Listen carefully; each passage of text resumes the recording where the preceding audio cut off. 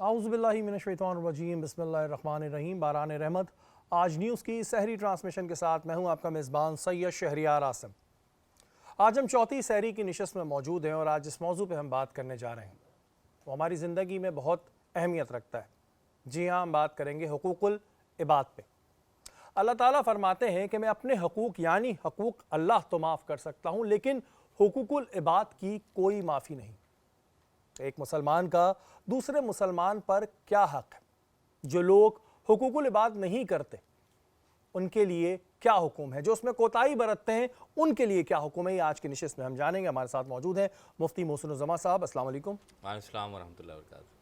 हमारे जो आज के मेहमान हैं, अगर हम बात करें एजुकेशन फील्ड से, उनका एक बहुत पुराना ताल्लुक़ है। हमारे साथ मौजूद हैं मोहम्मद हसन ख़ान, MD हैं हैप्पी पैलेस ग्रामर स्कूल के। अस्सलाम वालेकुम हसन। वालेकुम अस्सलाम। हसन, आपको खुशामदीद कहते हैं। Thank you.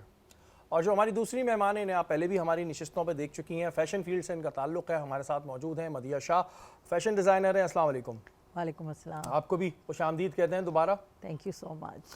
हसन भाई, आपसे शुरू करते हैं। माशाल्लाह एजुकेशन फील्ड से अगर बात करें तो आपके वालिद साहब का नाम किसी तारुफ का मोहताज नहीं है। आप भी माशाल्लाह एजुकेशन फील्ड से हैं। हसन भाई, अभी आपने रिसेंटली इलेक्शन भी लड़े। ये इलेक्शन में लड़ने का शौक़ कैसे हुआ? मतलब एजुकेशन फील्ड बहुत अच्छी आपकी माशाल्लाह चल रही है, तो इलेक्शन में लड़ने की वजह क्या थी? पहले तो ये बताएं हमें। देखिए, एजुकेशन फील्ड में ऑलरेडी मैं काम कर रहा हूँ। हमारा स्कूल इदारा 42 ईयर्स से बच्चों को तालीम दे रहा है। बिल्कुल। अब मुझे लगा कि जो हमारी एक्सपर्टीज़ है, जो हमारा स्किल सेट है, वो हम गवर्नमेंट स्कूल्स को क्यों नहीं हम अपलिफ्ट करने की कोशिश करते। और वो भी तो बच्चे इस मुल्क के ही हैं जिनको ना स्कूल के अंदर अच्छा इंफ्रास्ट्रक्चर मिल रहा है, ना उनको टीचर्स अच्छी मिल रही हैं। वो भी तो 22.8 मिलियन स्टूडेंट्स हैं जो आउट ऑफ स्कूल हैं पाकिस्तान के अंदर। ठीक है, दुनिया के मुल्क आगे जा रहे हैं, 21st सेंचुरी के अंदर एंटर हो रहे हैं, AI और ब्लॉकचेन और डिफरेंट टेक्नोलॉजीज में बनकर, और हमारे बच्चों को साफ़ पानी भी नहीं है स्कूलों के अंदर। ट्रू। तो मेरा जो मेन मकसद था वो ये था कि मैं गवर्नमेंट के अंदर आके उसमें एजुकेशन पॉलिसी के अंदर रिफॉर्म्स लेकर आऊँ और अपनी एक्सपर्टीज़ को हेल्प करके एक अच्छी पॉलिसी मेकिंग कर सकूं और उन बच्चों की तरफ भी उनकी हेल्प आउट कर सकूं जो आउट ऑफ स्कूल है, और उनको बेहतर से बेहतर तालीम उनको दे सकूं। अच्छा हसन, बिल्कुल ठीक है आपकी सोच। आपका जो स्कूल है 42 ईयर से काम कर रहा है, ये सबको पता है, बहुत अच्छा काम हो रहा है। लेकिन हमारी गवर्नमेंट में अगर कोई बंदा अच्छी सोच लेके आ भी जाए तो बहुत से लोग कहते हैं कि इम्प्लीमेंटेशन बहुत मुश्किल है। आपकी एक सोच होती है, अलग अलग सोचों के लोग होते हैं, और कई सालों से यही सिस्टम चल रहा है। आपने गवर्नमेंट स्कूलों की बात की, वाकई में इससे भी बुरा हाल है, मैं तो देख कर आया हूँ। तो अगर गवर्नमेंट में आ भी जाते हैं तो फिर इम्प्लीमेंटेशन कैसे करेंगे? देखिए, सबसे इंपॉर्टेंट बात है इंटेग्रिटी होना और क्रेडिबिलिटी होना। ठीक है, मुझे पता है कि जितने भी मुझे अगर फंड्स मिलेंगे मैं उसको 110% उस जगह पे लगाऊंगा। ठीक है, इस तरीके से खुदा न खास्ता मुझे कोई ऐसे पैसों की नीड नहीं है, ना कुछ इस तरीके से चीज़ें हैं हमारी। तो मैं कोशिश यही करूँगा कि जितने भी हमारे रिसोर्सेज हैं हम उसको इम्प्लीमेंट करें। जो मैंने प्राइवेट सेक्टर के अंदर जो चीज़ें सीखी हैं उसको हम गवर्नमेंट के अंदर हम इम्प्लीमेंट करें और उसको कोशिश करें कि अच्छे से अच्छे हम इसको लेके चलें और पॉलिसी मेकिंग में फ़र्क उसको इम्पैक्ट क्रिएट करें। अच्छा, गवर्नमेंट में क्योंकि ज़ाहिर है ऐसे ही लोगों की ज़रूरत होनी चाहिए जो एक अच्छी सोच के साथ आएँ, कुछ इंप्लीमेंट करना चाह रहे हो तो उनको इम्प्लीमेंटेशन करने दी जाए। वरना तो यहाँ पर ये होता है, एक सोच तो लेके बंदा आ जाता है लेकिन जो इर्द गिर्द का माहौल होता है वो काम नहीं करने देता। हसन, क्योंकि आपका एजुकेशन फील्ड से ताल्लुक़ है, हमारे यहाँ आजकल जो बच्चों का सबसे अहम मसला है वो ये है कि उन्हें जब वो 9th क्लास में आते हैं तो कोई कहता है बायो लो, कोई लेता है कंप्यूटर लो। हमारे बच्चों को मैट्रिक क्लास तक यही नहीं पता होता है कि उन्होंने जाना किस फील्ड में है। कैरियर काउंसलिंग कैसे करें? बच्चे बस ठीक है, कुछ मखसूस जगहों पे तो ठीक है कैरियर काउंसलिंग हो रही है जहाँ पे पेरेंट्स बहुत ज़्यादा अच्छे पढ़े लिखे हैं, लेकिन मैं बात कर रहा हूँ मिडिल क्लास और लोअर क्लास की। बच्चे को मैट्रिक क्लास तक बेचारे को पता ही नहीं होता कि मैंने बनना कहाँ है, मैं किस तरफ मूव करूँ। कैरियर काउंसलिंग किस तरह करें?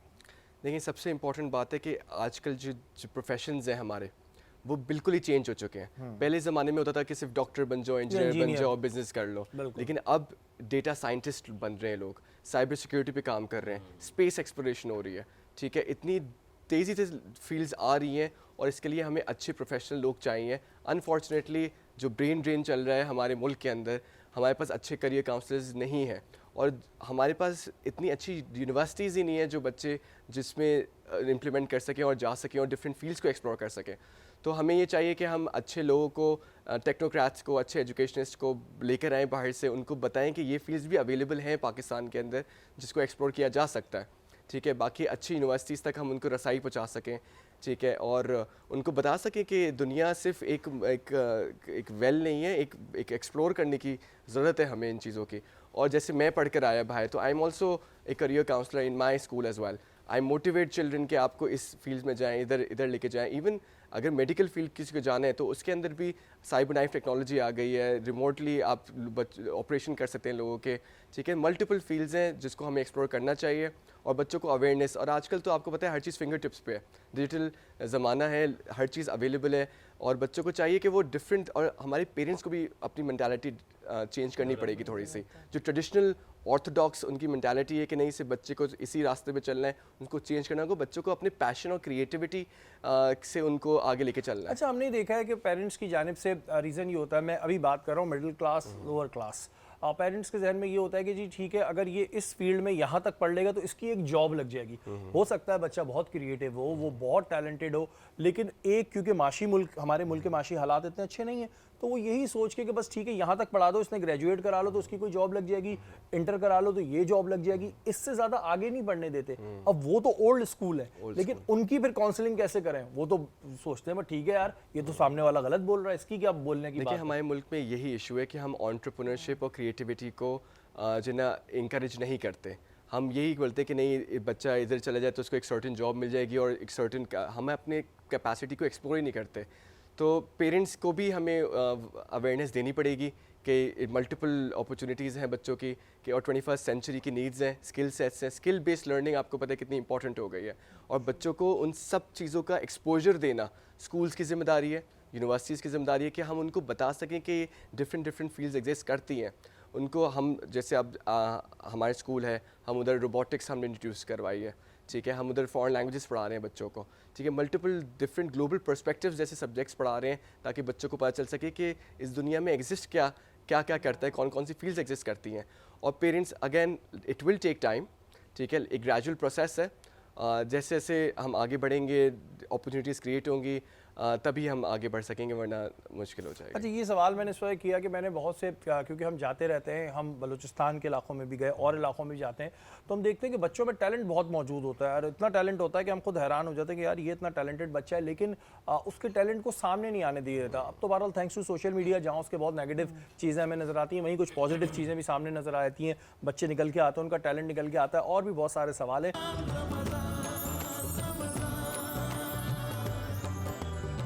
इस वक्त हम मौजूद हैं मारवी के साथ। अस्सलाम वालेकुम। वालेकुम अस्सलाम। मारवी, कैसी हैं आप? ठीक, बिल्कुल। आप कैसे हैं? मैं बिल्कुल ठीक ठाक। 3 दिन से आपका हम बनाई हुई सहरी खा रहे हैं, अब तक तो बिल्कुल ठीक ठाक है, इसका मतलब सही सहरी बात जो है सही बन रही है। सही बन रही आप क्या बना रही हैं आज? ये आज बताएं। मैं बना रही हूँ राजमा मसाला। राजमा मसाला? राजमा मसाला, जी। ये तो मैंने इंडिया में सुना है कि राजमा चावल होते हैं। ये इंडियन डिश है, बट ये है कि किडनी बीन्स के साथ आप बना सकते हैं। बहुत हाई इन प्रोटीन और बहुत ही हेल्दी न्यूट्रिशियस बनती है। यानी कि लोबिया? लोबिया। अच्छा, लाल लोबिया। ये लोबिया पता है क्यों नहीं बोल रही? कि अक्सर घरों में लोबिया सुनते हैं ना, लोबिया पका है तो बच्चे मुंह बना लेते हैं, लोबिया पका है, तो इन्होंने कहा राजमा मसाला। राजमा मसाला दे दो। अभी हम बोलते लोबिया तो वो लोग मुंह बनाने लगते लोबिया। अच्छा ठीक है, राजमा मसाला कैसे तैयार होता है? इसमें मैंने ऑयल यूज़ किया है डालडा का, जो कि सबसे ज़्यादा हेल्दी और अच्छा है। जहाँ मामता वहाँ डालडा, मैं हमेशा ही डालडा यूज़ करती हूँ। क्या बात है। 250 रुपए की बचत 250 रुपए की बचत दे रहे हैं ईद से पहले, ईदी ऑफर। ठीक है, अब इसकी हमें रेसिपी बताएं कि राजमा, जिसे हम आम जबान में लोबिया कहते हैं, लोबिया, रेड किडनी बीन्स, तो ये किस तरह बनती है? इसमें मैंने अनियन लिए हैं फाइनली चॉप्ड, और इसमें टोमेटो प्यूरी ली है, सॉल्ट, पेपर, ब्लैक पेपर और चिली फ्लेक्स, और ये सारी चीज़ें इसमें डाल के, और लोबिया पहले ही बॉयल कर लिया था, वो हमने इसमें डाल के, ये बहुत ही झटपट क्विकली बन जाता है। कितना ड्यूरेशन लगता है इसमें? अगर बॉइल्ड हो लोबिया तो hardly 15 to 20 minutes. 15 to 20 minutes. ठीक है जी। वो अम्मियाँ जिनके बच्चे लोबिया नहीं खाते हैं, वो राजमा कह के लोबिया खिलाते रहे, कोई मसला नहीं है। ड्रिंक क्या बनाएंगी आज? आज जो ड्रिंक बनाएंगे हम डेट स्मूदी। डेट स्मूदी, जी जी। अच्छा, इन्होंने ना अभी मुझे देख के कहा है डेट स्मूदी, वरना ये कहती डेट लस्सी, ऐसा ही है? नहीं, लस्सी नहीं, स्मूदी। इट्स अ स्मूदी, क्योंकि उसमें योगर्ट, आइसक्रीम सारी यूज करेंगी, बहुत ही मजे की बनेगी। उसको इन्होंने स्मूदी का नाम दे दिया। स्मूदी का 3 दिन से लस्सी पिला के वही मैंने कहा, आप लस्सी पी के बोर हो गए तो स्मूदी बना लेते हैं। वरना मैं फिर आज कहता कि इनका 100% कोई मिल्क शॉप है जहाँ से ये लस्सी बनाना सीख कर भी मिल्क हम यूज करेंगे। कर रही हैं जी जी बिल्कुल। चलें जी, बड़ी ज़बरदस्त। वैसे ये खाने बना रही हैं और डालडा बनाती हैं, फिर तो और ही ज़्यादा लुत्फ़अंदोज़ होते हैं। मदिया शाह हमारे साथ मौजूद हैं। मदिया, रमज़ानुल मुबारक का जब वैसे महीना आता है तो आप लोगों को तो बड़े वैसे मज़े आते हैं, वैसे पूरे साल ही मज़े रहते हैं आप लोगों के। कैसा जा रहा है इस वक्त रमज़ानुल मुबारक में? क्या आपकी प्लानिंग्स चल रही हैं और कितना आपके पास ऑर्डर्स आ चुके हैं और क्या डिज़ाइन इन्हें? क्या डिज़ाइंस इन्हें इस वक्त, तो I think this is the right time जिस वक्त हर चीज़ चल रही है। I feel people are more aware कि किस तरह की बॉडी टाइप पे किस तरह के कपड़े पहनने चाहिए। तो अब आई थिंक हमारी ऑडियंस बड़ी समझ गई है कि किसकी कौन सी बॉडी टाइप पे क्या अच्छा लगता है, तो वो उस तरीके का आउटफिट, शॉर्ट लेंथ भी चल रही हैं, लॉन्ग लेंथ भी चल रही हैं, फ्लैट बॉटम्स भी चल रहे हैं, बूट कट भी चल रहे हैं। So depends what looks better on you. अच्छा, वैसे क्योंकि मैं एक मिडिल क्लास सोच के साथ एक सवाल पूछता हूँ कि अभी एक सर्दियाँ भी चल रही हैं और गर्मियाँ भी चल रही हैं, रात को ठंड हो जाती है, दिन में गर्मी होती है, तो हम जो अभी कपड़े बनवाएं वो सर्दियों का स्टफ़ लें या गर्मियों का लें? और लोग जो आ रहे हैं वो सर्दियों के स्टफ़ पे ज़्यादा कह रहे हैं कि दें या फिर गर्मियों का, मिक्स चल रहा है ना अभी तो? नहीं, इस वक्त ये है कि आप सिल्क पहन सकते हैं, दिन के वक्त आप सिल्क पहन सकते हैं आपको, बिकॉज इस वक्त थोड़ा प्लेजेंट है। तो अदरवाइज़ बहुत ही कॉटन्स और लॉन्स ही हम यूज़ कर रहे होते हैं, जो अब जो है ईद थोड़ा सा ठंडे मौसम में आ रही है। सो इसमें आप सिल्क यूज़ कर सकते हैं, थोड़ा सा थिक कॉटन यूज़ कर सकते हैं, उस तरह के मटेरियल्स। खड्डी सिल्क आती है, इंडियन सिल्क आती है, कॉटन सिल्क आती है, रॉ सिल्क आती है, इस तरह के फैब्रिक्स आप इस्तेमाल कर सकते हैं, जो बहुत अच्छा है। अच्छा, एक बड़ी शिकायत रहती है अमूमन डिज़ाइनर से भी रहती है और अगर लोकल चले जाएं तो टेलर से रहती है। ऑर्डर ले लेते हैं आप लोग और जब देने की बारी आती है तो फिर घुमाते रहते हैं, ऐसा क्यों करते हैं? नहीं, ऐसा नहीं होता। अब टाइम पे नहीं आती ना, टाइम पे डिलीवरी एक डेडलाइन हमेशा दी हुई होती है कि इस ये डेडलाइन है। वेबसाइट्स पे भी चल रहा होता है कि आप एड्स चल रहे होते हैं कि आप इससे पहले टाइमली डिलीवरी इंश्योर करते हैं डिज़ाइनर्स। लेकिन थोड़ी सी रिस्पॉन्सिबिलिटी, अकाउंटेबिलिटी हमारे कंज्यूमर पे भी है कि आप ये नहीं कि आप पूरा रमज़ान के बाद जब आखिरी का एक हफ़्ता रह जाए और तो हम टेलर्स और डिज़ाइनर्स का रुख करते हैं और उस वक्त हम कहते हैं कि प्लीज़, अगर आपने क्लियरली बता दिया कि द ऑर्डर्स आर क्लोज, लेकिन वो फिर भी कहते हैं कि प्लीज़ बना दें, प्लीज़ कर दें, कुछ देख लें, इस तरह। सो आप लोग भी कहते हैं ले लो, you do not want to refuse your old client. तो आप रेडी टू वेयर लाइंस हमारे पास होती हैं जो कि आखिरी 15 दिन में अवेलेबल होती है। आप आएँ और ऑफ द रैक ख़रीदें और उसका सोल्यूशन यही है। अच्छा, क्योंकि अब ज़ाहिर है सोशल मीडिया का दौर भी बहुत ज़्यादा आ गया है। आप ये समझती हैं कि जिन लोगों ने बुटीक्स लिए हुए हैं, अपना सेटअप पूरा लगाया हुआ है, वो ज़्यादा चल रहे हैं, ऑनलाइन ऑर्डर से अच्छा काम चल रहा है? I think it goes side by side. ये आप ऐसे नहीं है कि आप सिर्फ पहले फिजिकल शॉप्स होती थी, अब डिजिटल शॉप्स हैं। बट डिजिटल शॉप में मसला ये होता है कि हमें नहीं पता होता, जो दिख रहा है वो आया हम तक पहुंचेगा नहीं पहुंचेगा। तो आप क्या समझती हैं, लोग ज़्यादा किस चीज़ पे, ऑनलाइन स्टोर्स की तरफ जाना पसंद करते हैं या फिर बुटीक्स पे? देयर कम्स ट्रस्ट लेवल कि अगर आपने कुछ डिज़ाइनर्स, आपके फेवरेट डिज़ाइनर्स हैं, आपने उनसे ट्राई किया हुआ है, आप you have been ordering from them और आपको पता है कि कौन सा साइज़ उनकी, उस ब्रांड का कौन सा साइज़ आपको सही आता है और कैसी फिटिंग्स आती हैं, तो आई एम श्योर कि फिर आपके लिए प्रॉब्लम नहीं है ऑनलाइन ऑर्डर करना। अदरवाइज़ आई वुड रिकमेंड कि आप एक आध कोई प्रेट वेयर में से उनका ऑर्डर करें and see how the sizing goes, और उसके बाद आपको एक अच्छा आइडिया हो जाएगा। बिकॉज अब इतनी सारी चीज़ें चल रही हैं, बॉक्स कट शर्ट्स चल रही हैं, फिटेड लॉन्ग शर्ट्स चल रही हैं। सो ज़रूरी नहीं है कि एक साइज़ चार्ट है जो हर गारमेंट के ऊपर अप्लाई हो। तो आपको ख़ुद अंडरस्टैंडिंग क्रिएट करनी पड़ेगी कि कौन सा कट जो है उसकी फ़िटिंग्स क्या होंगी। तो थोड़ा सा आप जब ऑर्डर करेंगे तो आपको ये चीज़ पता चल जाएगी। और ज़्यादातर ये चीज़ ख़वातीन को समझ आ रही होंगी, मर्दों का तो आज तक वही है, सिंपल शलवार कमीज़ पहनो, ईद के दिन चले जाओ। मर्दों में कोई ऐसी ख़ास चेंज नहीं आई। हम बात करें हुकूकुल इबाद पे। हसन, अभी एक वाक़या सोशल मीडिया पे बहुत ज़्यादा चला अयान और अनाबिया का, जिसमें आप लोगों ने बहुत काम किया। उसकी स्टोरी गो के वन साइडेड कुछ आ रही है, वो हम स्टोरी में नहीं पढ़ते, लेकिन अगर हम देखें तो बच्चों के साथ कहीं ना कहीं ज़्यादती हो रही, जो आपकी बात के पेरेंट्स को भी अपने आप को चेंज करने की ज़रूरत है, थिंक टैंक को चेंज करने की ज़रूरत है। आप लोगों ने उसमें बड़ा काम किया बच्चों की रिकवरी में। बिल्कुल। देखिए, हमने एज अ पार्टी हमने काफ़ी उनको रिकवर किया बच्चों को। साइमा परी मॉल में वो हमें मिले, हमने उनको एसएसपी ऑफिस लेके गए। मैं भी उधर ही मौजूद था एसएसपी ऑफिस में, और मेरे साथ कोलीग थे फैज़ान, वो भी मौजूद थे। हमने उनको काउंसिल किया, उनकी जो वो सोशो इमोशनली डिस्टर्ब थे बच्चे, ठीक है, वो ना अपने मामू के पास जाना चाह रहे थे, ना वो अपनी खाला के पास जाना चाह रहे थे। उनके अब्बू वैसे ही वो उनसे अलग थे और उनकी अम्मी was out of station in abroad.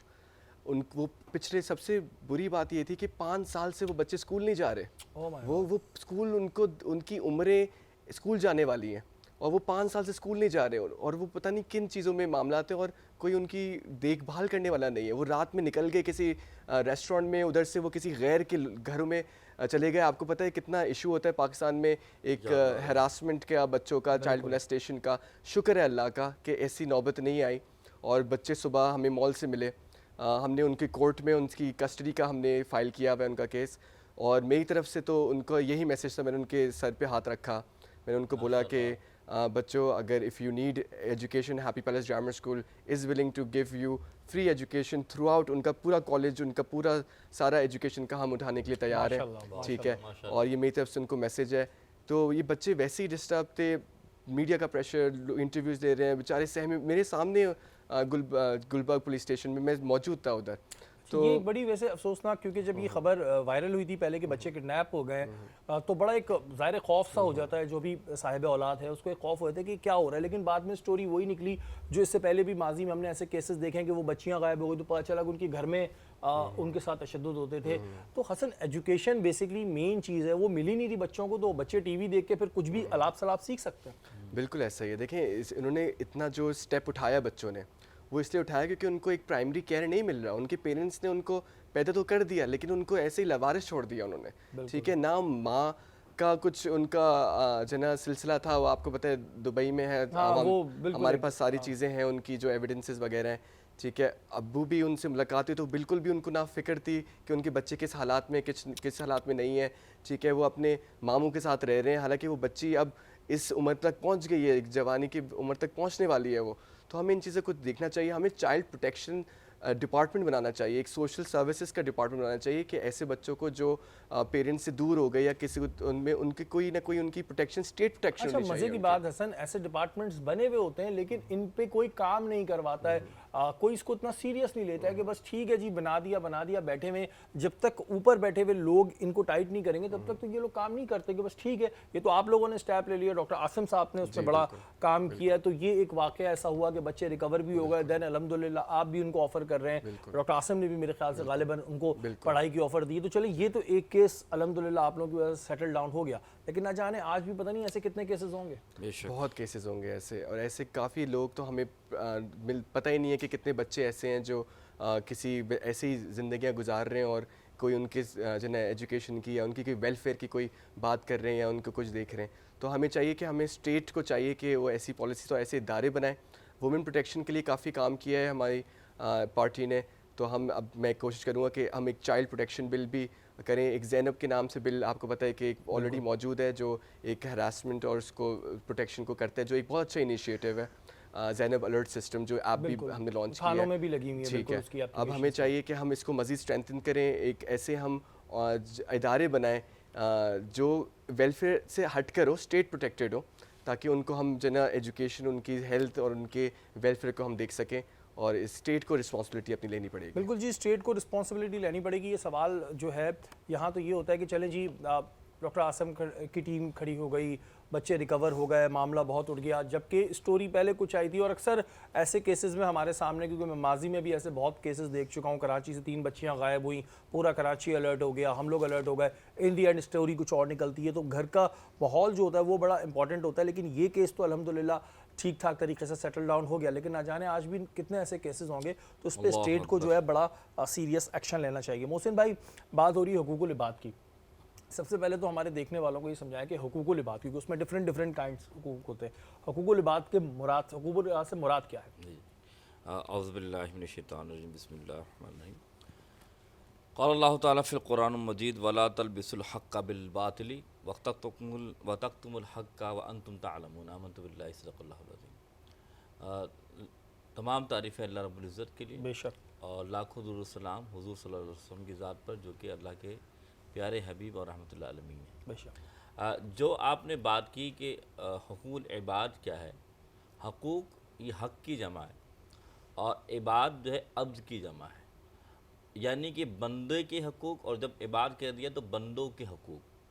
अब इसकी तारीफ़ ये है कि एक है हक़ुल्लाह यानी अल्लाह के हक़, और एक है मखलूक के हक़। यानी अल्लाह ने अपने हक, जैसे आपने शुरू में बयान फरमाया था कि आप अल्लाह चाहे तो माफ़ फरमा दे और ना चाहे तो ना माफ़ फरमाए। बेशक। लेकिन हुकूकुल इबाद या बंदे के हक़ के बारे में अल्लाह फरमाया कि अल्लाह ने तुम्हें ये मुकाम व मर्तबा दिया कि एक बंदे के हकूक़ तुम्हें दे दिए। अब उनके कैसे, मिसाल के तौर पे जब हम जमा करते हैं हकूक़ को, तो सबसे पहले वालिदैन के हकूक़, फिर हम बात करते हैं औलाद के हकूक़, जैसे अभी आप बयान फरमा रहे थे, हमसायों के हकूक़, रिश्तेदारों के हकूक़, पड़ोसियों के हकूक़।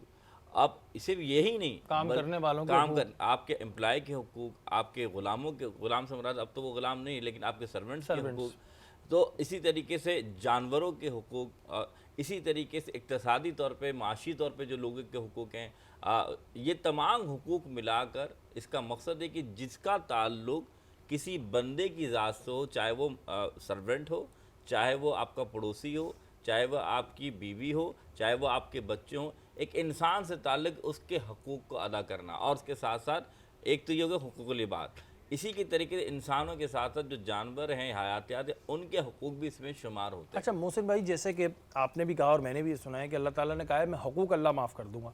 अब हकूक़ अल्लाह में नमाज आ सकता है, रोज़ा, लेकिन अगर हम क्या ज़कात को हकूक़ अल्लाह में रख सकते हैं? देखिए जितने भी क्योंकि फ़राइज़, उस ज़कात का ताल्लुक़ किसी इंसान से होता है। बिल्कुल हम ज़कात की, तो क्या वो हुकूकुल अल्लाह में आएगी या हुकूकुल इबाद में आएगी? देखें अब वो हकूक़ अल्लाह में ही आएगी क्योंकि फ़राइज़ में से है। लेकिन अल्लाह ने क्या फरमाया कि ये फ़र्ज़ तुमने अदा करना था मेरे हुक्म पर। देना तो ठीक था कि वो एक बंदे को दे रहा है, लेकिन वो अल्लाह के हुक्म पर दे रहा है। मिसाल के तौर पर एक वो हक़ है कि एक कर्ज़ है। कर्ज़ क्या है?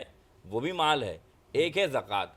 ज़कात अल्लाह माफ़ भी कर सकता है और चाहे तो नहीं भी माफ़ कर सकता, लेकिन कर्ज़ वही बंदा जो माफ़ करेगा, चाहे रोशे मैसर के दिन भी, कि जिससे कर्ज़ लिया गया है। इसलिए फरमाया गया कि कर्ज़दार जब दुनिया से चला जाए तो फिर हम ऐलान करते हैं कि भाई किसी का कर्ज़ रह गया तो माफ़ फरमा दे। क्यों? क्योंकि वो हुकूकुल इबाद में से है। तो दोनों माल तो हैं, लेकिन फ़र्क ज़ाहिर ये है कि एक हुकूकुल्लाह की तरफ से और एक हुकूकुल इबाद की तरफ से। ठीक है, ये सवाल मैंने इस पर कर लिया था कि लोग कंफ्यूज बड़ा होते हैं कि भाई अल्लाह ताला ने कहा हकूक़ अल्लाह माफ़ कर देंगे, वैसे तो नमाज, रोज़ा, ज़कात ये सब करना चाहिए, वो अल्लाह ताला के ऊपर है कि आपको माफ़ करे ना करे। ज़ाहिर अल्लाह ताला बेशक हमसे 70 माओं से ज़्यादा प्यार करता है, तो हमें तो इस बात का है कि हम जो गुनाह करते हैं वो गुनाह माफ़ हो जाएंगे, लेकिन इसका मकसद ये नहीं है कि आप गुनाह करते चले जाएँ, क्योंकि आपको नहीं पता है कि कौन सी रात जो है वो कब्र की रात है। मोहसिन भाई, हम जो आजकल एरा देख रहे हैं, जो माशरे में इस वक्त चल रहा है, आप लोग इतना हुकूकुल इबाद को सीरियस नहीं लेते। इनफैक्ट ये तक हो रहा होता है कि आपके मेहमान ऊपर आए हुए होते हैं, नीचे आए हुए होते हैं, और आप ऊपर ही सोते रहते हैं कि यार कौन मिले। हाँ, कोई अगर आपके घर कोई ऐसा आ जाए जो आपके लिए बहुत इंपॉर्टेंट है, तो आप सारा दस्तरखान भी सजा देंगे, उनके आगे पीछे भी हो जाएंगे, जाते वक्त 2-3 सेल्फियाँ भी ले लेंगे। लेकिन अगर कोई ऐसा रिश्तेदार है जिससे हमारा कोई इतना खास फ़ायदा नहीं है, तो हम फिर यही करते हैं कि बस ठीक है, हमसे मुराद जो एक माशरे में मैं देख रहा हूँ। देखिए सबसे पहली बात जो आपने बात की, अब ये यहाँ पर रिश्तेदारों के हकूक़ आ जाते हैं, जो आपने जुमला इस्तेमाल किया। अल्लाह के रसूल फरमाते हैं रिश्तेदार अगर मेहमान बनकर आपके घर में आते हैं तो ये अल्लाह की रहमत है। इसी तरीके से उन्होंने फरमाया जो काते है, यानी कि जो रिश्तेदारों से क़तअ ताल्लुक़ करता है, अल्लाह के रसूल फरमाते हैं उसकी दुआएँ भी कबूल नहीं होती। जो फिर ये सिर्फ नहीं दुआ कबूल होना, बल्कि यहाँ तक कि उसने फरमाया कि क़तअ ताल्लुक़ करने वाला 3 दिन से ज़्यादा अगर किसी ताल्लुक़ इंसान अख्तियार करते तो मुसलमान भी नहीं रहता। हुज़ूर ने फरमाया कि ये मुसलमान के लिए जायज़ नहीं, ये हदीस है क्या, कि वो 3 दिन से ज़्यादा किसी मुसलमान से नाराज़ रहे। मोहसिन भाई, यहाँ तो आधे खानदान सालों से लड़े हुए। तो आप सुन लेना, नाराज़ रहे, उसका हक़ क्या है? आप सलाम कर दें, पहल कर दें, भले वो दूसरा बंदा आपसे बात ना करे, लेकिन आप अपने दिल से क्या उदुवत और जो है बगावत वो सब निकाल दें अल्लाह के लिए। क्यों? क्योंकि अल्लाह के रसूल ने फरमाया कि मुसलमान तो वही है जो 3 दिन बाद ये ना करे कि वो माफ़ कर दे, बल्कि 3 दिन से ज़्यादा उसके लिए जायज़ ही नहीं कि वो नाराज़ है एक मुसलमान से, तो रिश्तेदारों का कितना बड़ा मर्तबा। अब ये तो हम सबको ही सोचना होगा कि भाई अल्हम्दुलिल्लाह मुंह से तो कहते हैं हम मुसलमान हैं, लेकिन मैंने तो ये चीज़ देखी है, यहाँ तो सालों से रिश्तेदार लड़े हुए होते हैं आपस में। और जैसे मोहसिन भाई ने कहा सलाम कर लो, अगर वो सलाम का जवाब नहीं देगा तो हम और बुरा मान जाएंगे, हमने उसको सलाम किया, उसके बाद उसने हमारा जवाब नहीं दिया, और दिल में कीना ले आएंगे। तो भाई इस चीज़ से बचें। निशिस्त पे बात करने का मकसद यही होता है कि जो अल्लाह ताला का हुक्म है वो आप तक पहुँचाया जाए। जैसे हमें भी बहुत सी चीज़ें नहीं पता होती, जाने अनजाने में हम गुनाह कर रहे होते हैं, तो उन गुनाहों से आप भी बचें और अल्लाह ताला हमें बचने की तौफीक। मारवी ने लोबिया, जिसे इन्होंने कहा राजमा मसाला, वो तैयार कर लिया है। तैयार हो गया जी या कुछ और इसमें गार्निशिंग बाकी नहीं, है? ये रेडी हो गया है। इसमें हम इसके टेस्ट को और इन्हेंस करने के लिए ऑल पर्स का चेडर चीज़ ऐड कर देंगे थोड़ा सा, बिल्कुल। अरे वाह क्या बात है जी। ऑल पर का चीज़ जैसे ही जिस कहते हैं ना डिश में जाता है और वो मेल्ट होता है तो उसके बाद खाना और मज़ेदार हो जाता है। ऑल पर का जो चीज़ है उसके अलावा बच्चे भी शौक से खा लेते हैं। बच्चों को ये है ना कि जो चीज़ जिस खाने के ऊपर भी चीज़ होती है ना तो वो सब समझते हैं पिज़्ज़ा है, लेकिन अगर अम्मियों को खिलाना है तो ये ऑल पर का चीज़ आप डालें और फिर खिलाएं जी, ज़बरदस्त हो जाता है, बहुत क्रीमी टेस्ट हो जाता है इससे। बच्चे भी बहुत इजीली खा लेते हैं क्योंकि वैसे बहुत नखरे दिखाते हैं, अगर आप चीज़ ऐड करेंगे तो वो बहुत इजीली खा लेंगे। बिल्कुल जी, बहुत इजीली खा लेंगे, इन्होंने भी बहुत इजीली इस दफ़ा कई दफ़ा खाया होगा। अच्छा ये बताएं जी, क्या ड्रिंक तैयार हो गई है? ड्रिंक रेडी है जी, बिल्कुल। ठीक है, इसमें कुछ आपने डालना है, कुछ रह गया है? इसमें जो है डेट स्मूदी में मैं जामी शीरी डाल दूंगी ताकि वाह। इसका जो है फ्लेवर और भी ज़्यादा मज़ेदार हो जाए, क्योंकि सहरी में हर कोई चाहता है कि पूरा दिन हम फ्रेश रहें, तो आप जामी शीरी इस्तेमाल करें सहर में और पूरा दिन फ्रेश गुजारें। बिल्कुल जी, जामे आप शीरी का थोड़ा-थोड़ा सा इस्तेमाल डाल करें और पूरा दिन फ्रेश रहें, और इन्होंने ये डाल दिया है। जामी शीरी इसमें बिल्कुल जामे शीरी मिक्स हो जाएगा और फिर अलग ही टेस्ट आएगा, इसका बहुत बहुत ही ज़बरदस्त सा अलग टेस्ट इसमें different सा taste। हमें फील होगा। बड़ी ज़बरदस्त सी सहरी इन्होंने अब तक जो है वो तैयार की है। अच्छा बात हो रही है अभी हुकूकुल लिबात पे, तो जैसे आपके यहाँ आते हैं मेहमान तो आप इतने अच्छे खाने बनाती हैं, वो आपसे कहते तो होंगे बनाएंगे, आप नहीं बनाती खाने? नहीं, मैं बनाती हूँ, बिल्कुल बनाती हूँ। बना के देती है मेहमानों बना को? के देती हूँ जी, क्योंकि बिल्कुल। कल आपने बताया था कि मैं घर पे खाना नहीं पकाती। घर पे पकाती हूँ, अगर मूड होता है तो पका लेती हूँ, नहीं होता तो नहीं पकाती, बिल्कुल। तो अगर मेहमान है और आपने कह दिया मेरा मूड नहीं है, तो फिर देखा कितना गुना मिलता है, हुकूकुल लिबात निभाने पड़ते हैं। तो नहीं इंशाल्लाह अब बना लेंगे जब मेहमान आएंगे तो। जी बिल्कुल। हाँ, तो ये मैंने इनके मेहमानों का मसला हल कर दिया, जिनको इनके हाथ से खाना खाना है आएँ और इनको बोले तो अब ये आपको बना के खिलाएंगी और बड़ा अच्छा बना के खिलाएंगी। अच्छा मदिया शाह हमारे साथ हैं। मदिया आप हमारे, क्योंकि आप एक स्टाइलिस्ट भी हैं, अक्सर लोगों को ज़ाहिर अच्छे कपड़े पहनने का शौक़ तो सबको होता है, लेकिन किसी का वेट ज़्यादा होता है, कोई स्लिम होता है, किसी की हाइट बहुत ज़्यादा होती है, किसी की शॉर्ट होती है, तो क्या हर किसी के लिए अलग अलग ट्रेंड से वो कपड़ों की डिज़ाइनिंग होती है, उनको बताया जाता है कि आप पे ये सूट करेगा? अगर कोई फैट है तो उसको किस तरह पहनना चाहिए, अगर कोई टॉल है तो उसको ज़्यादातर क्या वेयर करना चाहिए? एग्जैक्टली इसके पीछे फैशन स्टाइलिंग है, और फैशन स्टाइलिंग का मेन पर्पस ये होता है to make things look appealing और कोहेसिव। आपको फैशन स्टाइलिंग पूरी इल्यूजन बेस्ड होती है। सो आसान लफ्ज़ों में समझाऊं तो अगर आप चंद बॉडी टाइप्स हैं, एक बॉडी टाइप होती है पेयर बॉडी शेप होता है, एक एप्पल बॉडी शेप होता है, एक रेक्टेंगल बॉडी शेप होता है, एक आवर ग्लास बॉडी शेप होता है। सो अगर आपका जो है फॉर इंस्टेंस अगर किसी की शॉर्ट हाइट है तो आपको चाहिए कि आप मीडियम फिट कपड़ों को पहने, बहुत ज़्यादा लूज़ कपड़े ना पहने, और ऐसी हील्स, एंकल स्ट्रैप वाली हील्स अवॉइड करें, क्योंकि अगेन वो आपकी एक ब्रेक कर रहा है, जिसकी वजह से वो ऐसा इल्यूजन क्रिएट करेगा जो आपकी हाइट को छोटा दिखाएगा। So it's all about illusion. अगर जैसे पेयर बॉडी शेप होता है, पेयर बॉडी शेप में क्या होता है कि आपके जो शोल्डर्स हैं वो नैरो होते हैं, वेयर एज जो आपका हिप पार्ट है वो वाइड होता है। तो हमें करना क्या है इसमें कि हमने एक बैलेंस क्रिएट करना है। सो हमें कुछ इस तरह की स्टाइलिंग करनी होगी जो शोल्डर पे एम्फेसिस हो, वेयर एज ताकि वो हिप और शोल्डर्स जो है एक बैलेंस हो जाए और एक इल्यूजनरी इफेक्ट दे। एक और आसान मिसाल ये होगी कि जैसे अगर if somebody is on a burger side और आप तो आप इस तरह के कपड़े पहने, थोड़े से वार्म शेड्स की तरफ जाएं, and then slim long stripes पहने, वर्टिकल स्ट्राइप्स पहने। वर्टिकल स्ट्राइप्स क्या करती हैं कि इल्यूजन क्रिएट करती हैं, जिससे आप थोड़ा सा अ फ्यू इंचेस कम नज़र आते हैं। वेयर एज अगर आप थोड़ा सा स्किनी साइड पे हैं और आप चाहते हैं कि आप 1-2 इंचेस ज़्यादा नज़र आएँ, तो आपको क्या करना चाहिए, आप हॉरिजॉन्टल स्ट्राइप्स पहने। हॉरिजॉन्टल स्ट्राइप्स इस तरह का इल्यूजन क्रिएट करता है कि वो आपको थोड़ा सा ब्रॉड दिखाता है। तो इस तरह इल्यूजन बेस्ड स्टाइलिंग होती है। और यहाँ पे मैं ये बात ज़रूर कहना चाहूँगी, जैसे हमारी जेन ज़ी पे बड़ा पहले ही बहुत ज़्यादा प्रेशर है, तो इससे I don't want to impose और बहुत प्रेशर नहीं डालूंगी।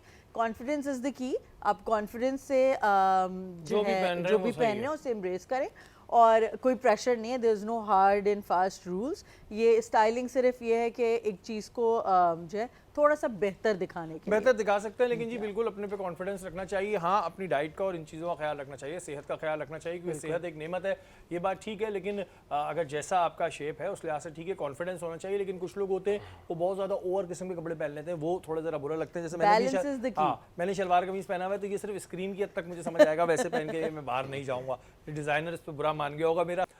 हसन, हम एक चीज़ अब फील करते हैं कि जो स्कूल्स हैं, पहले अगर हम देखते थे तो इंटर स्कूल चैम्पियनशिप्स हुआ करती थी, आई होप आपने भी पार्टिसिपेट किया होगा। अब कहते हैं कि बच्चे को जो है वो उस फाउंडेशन से देखना चाहिए, शुरुआत से देखना चाहिए। लेकिन हम स्कूल्स में अब ये देख रहे हैं कि एनुअल डे हो जाता है, स्पोर्ट्स का एनुअल डे हो जाता है, लेकिन अगर एक बच्चे में वाकई में टैलेंट है तो स्कूलों की सतह पर अब वो उस तरह प्रमोट नहीं हो रहा जो पहले माजी में हुआ करता था, जिससे शायद हमारे बहुत से ऐसे बच्चे जिनमें टैलेंट है, स्पोर्ट्स का टैलेंट है, वो ज़ाया हो रहा है। उसके लिए स्कूलों को क्या करना चाहिए? देखिए, स्कूलों को गवर्नमेंट लेवल के ऊपर बैठ के उनके साथ काम करना चाहिए, इंटर स्कूल कॉम्पिटिशन्स करने चाहिए उनको, ठीक है। हमारी एसोसिएशंस बहुत स्ट्रांग होनी चाहिए। अब फॉर एग्जांपल हमारा एक जैवलिन थ्रोअर है अरशद, उनकी जैवलिन स्टिक टूट गई इन द मिडल ऑफ एक चैम्पियनशिप, और उनके पास रिप्लेसमेंट की थी नहीं। हमारे पास इतना टैलेंट है, इतने टेनिस प्लेयर्स हैं जिनके पास वो इंफ्रास्ट्रक्चर ही नहीं है, उनके पास रिसोर्सेज नहीं है। हमारे जो ओलंपियन गोल्ड मेडलिस्ट हैं वो कैसी ज़िंदगी गुजार रहे हैं, कोई जानता भी नहीं है बेचारा, कोई जानता भी नहीं है उनको। और हमारा इंफ्रास्ट्रक्चर ना होने के बराबर है। हम एथलेटिक्स हो गया, हम डिफरेंट चैम्पियनशिप है उसमें बहुत पीछे हैं। देखिए, हमारे पास टैलेंट तो बहुत है, हमारे 25 करोड़ की आबादी है, उसमें टैलेंट भरपूर है, लेकिन हम उसको होन नहीं कर रहे, उनको नर्चर नहीं कर रहे हम। तो हमें चाहिए कि हमें ऐसे स्पोर्ट्स ग्राउंड्स बनने चाहिए, हमें एक फैसिलिटीज़ हमें बननी चाहिए, और ये सिर्फ गवर्नमेंट लेवल पे ही बन सकता है। मोर स्टेडियम्स बनने चाहिए, football ground, soccer grounds, cricket grounds, athletic competitions, in Sindh level पे, नेशनल लेवल पे कॉम्पिटिशन्स होने चाहिए जिसका बहुत बड़ा फुकदान है। अच्छा, मसला सारा ये है कि अगर गवर्नमेंट स्कूल की बात करें तो शायद वहाँ अभी भी होते हों, लेकिन हमारे यहाँ ज़्यादातर लोग प्राइवेट सेक्टर में अपने बच्चे को पढ़ाने में फोकियत देते हैं, क्योंकि गवर्नमेंट सेक्टर का हाल बहुत बुरा है।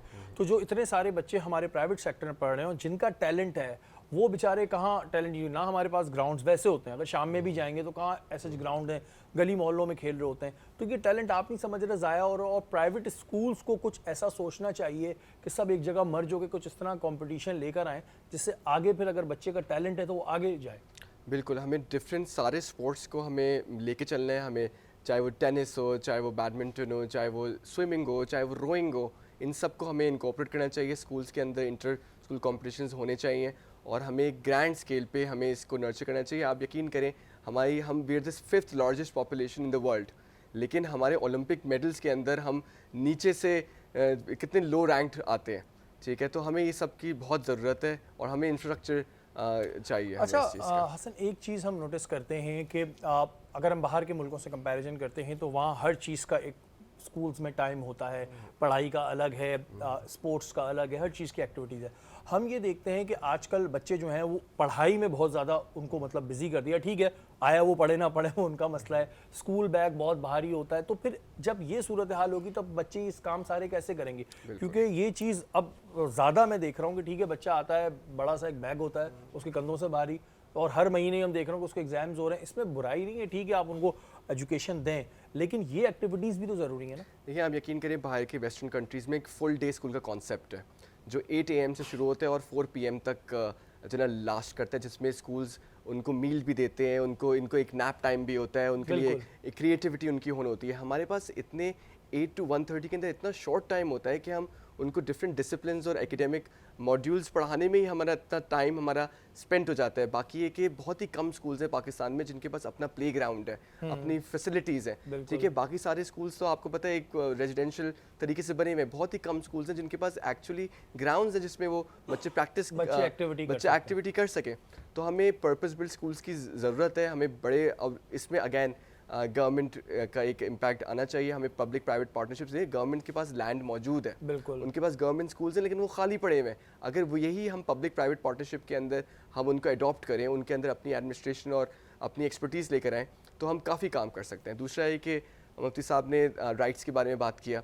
हमारा रिलीजन तो राइट्स ऑफ वॉर प्रिजनर्स के ऊपर भी वर्क करता है, बिल्कुल, ठीक है। मतलब माँ बाप, नेबर्स, रिलेटिव्स तो एक बहुत ही करीबी रिश्ते हैं। मतलब हालत जंग के अंदर आप औरतों, बूढ़ों, बच्चों को आप जो ना, पौधों को आप नहीं जो ना छेड़ सकते। तो मतलब इस तरीके से का हमारा रिलीजन है, और हुकूकुल इबाद हमारे कितना एक मैटर करता है, इतना स्ट्रॉन्ग पॉइंट है कि हमें अगर हम उसी को ही हम फोकस करें तो हम अल्लाह हमें जन्नत के रास्ते हमारे बिल्कुल दरवाजे जन्नत के खोल रास्ते सकता है। भी होगा। और अगर आप गूगल बात करते हैं तो उसमें आपका बहुत सारी चीज़ों में फ़ायदा भी है। पहली बात करते हैं वालदैन से लेके। मुफ्ती साहब, वालदैन के लिए हमारे ज़ाहिर है हमें सबको ही पता है कि उनके आगे उफ तक ना करो, लेकिन आज के दौर से हम बात करेंगे कि आज के दौर में हम देख रहे हैं कि बच्चे ऊंची आवाज़ तो एक बहुत आम सी बात है, अपने पेरेंट्स को ओल्ड एज होम में छोड़कर आ जाते हैं।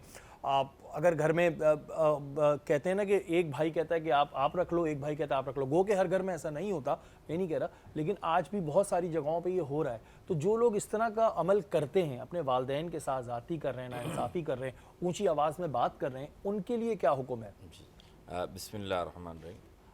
आप और मैं सब चाहते हैं अल्लाह को राज़ी करना। बेशक बेशक। आप हम सब की चाहत तो यही होगी ना कि हमारा रब जो है जिसने हमें बनाया है जब इस दुनिया से जो है राज़ी होकर जाए। तो अल्लाह ने बड़े प्यारे अंदाज में अल्लाह के रसूल सल्लल्लाहु अलैहि वसल्लम फरमाया कि ये याद रखो, अगर तुम्हारे माँ बाप अगर इतनी बड़ी नेमत हैं, और कितनी बड़ी नेमत है कि तुम चाहते हो कि तुम ये पालो कि तुम्हारा रब तुमसे राज़ी के नाराज़।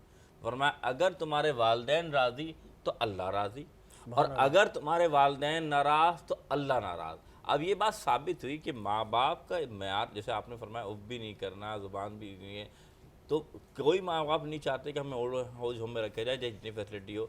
तो आप अगर थोड़ी सी भी नाराज़गी कर रहे हैं तो आप सिर्फ बंदे की या अपने वालिदैन या वालिदा की नाराज़गी नहीं कर रहे, बल्कि इस बात से अल्लाह नाराज़ हो रहा है। तो ये इससे बड़ी वईद क्या होगी कि अल्लाह नाराज़ हो जाए, कायनात का सब जो मालिक व खालिक है वो आपसे नाराज़ हो जाए। फिर ये याद रखिएगा, हुजूर अकरम सल्लल्लाहु अलैहि वसल्लम की हदीस है, क्या हुजूर मिंबर रसूल पे चढ़ रहे हैं और फरमा रहे हैं आमीन। पहली सीढ़ी पे रखा कदम, फरमाया आमीन। दूसरी सीढ़ी पे कदम रखा, फरमाया आमीन। तीसरी सीढ़ी पे कदम रखा, आमीन।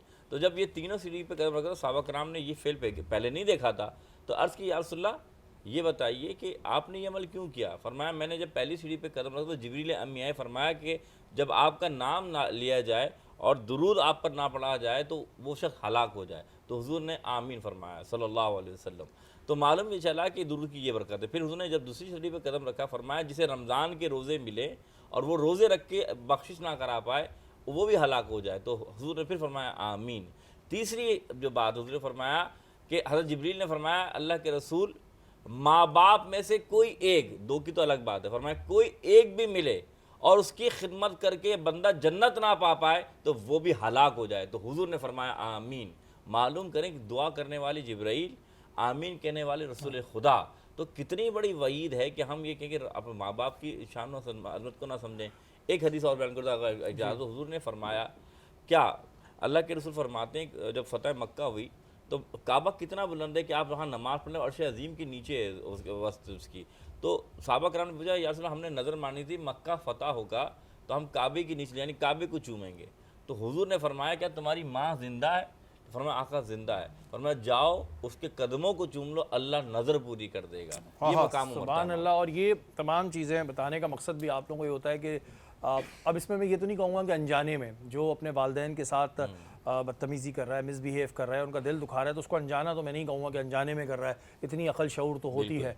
तो जो भी इस तरह का काम करता है उसके लिए हजूर पाक सल्लल्लाहु अलैहि वसल्लम फरमा रहे हैं कि वो हलाक हो जाए, आमीन। तो उसके बाद बात ख़त्म हो गई। अब हैसियत मुसलमान अगर हम अभी भी अमल जारी रखें, आज के बाद से जिसके कानों में ये अल्फाज चला गए हैं उसके बाद भी अमल जारी रखें तो फिर उसके बारे में क्या कहा जाए।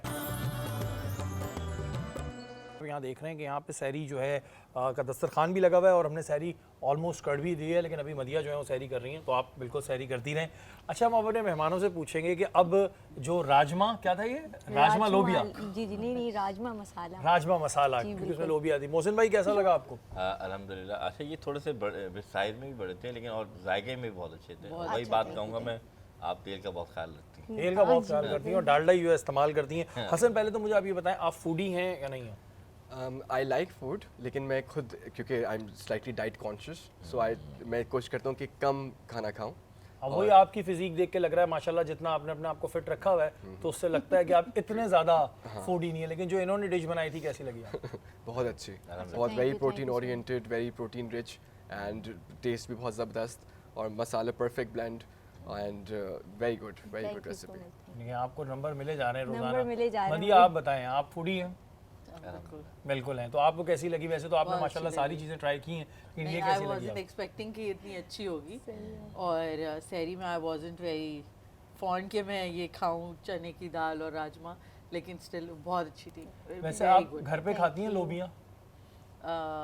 इतना कॉन्शियस होकर नहीं बताएं, बता दें। बहुत ज़्यादा नहीं, कम कम खाती हैं, क्योंकि इनकी अम्मी भी बहुत अच्छा खाना बनाती हैं, इस वजह से मुझे बात याद आई। अच्छा, ये जो सेगमेंट में ना, इसमें हम थोड़ा सा जो हमारे गेस्ट होते हैं ना, उनके बचपन की जानिब भी जाते हैं कि बचपन कैसा था। हसन, आपका बचपन कैसा था? कितने शरारती थे आप, ये बताएं पहले तो। मेरा बचपन शरारती वाला बिल्कुल भी नहीं था। I was a very studious sort of a person, थोड़ा पढ़ाई ओरिएंटेड था।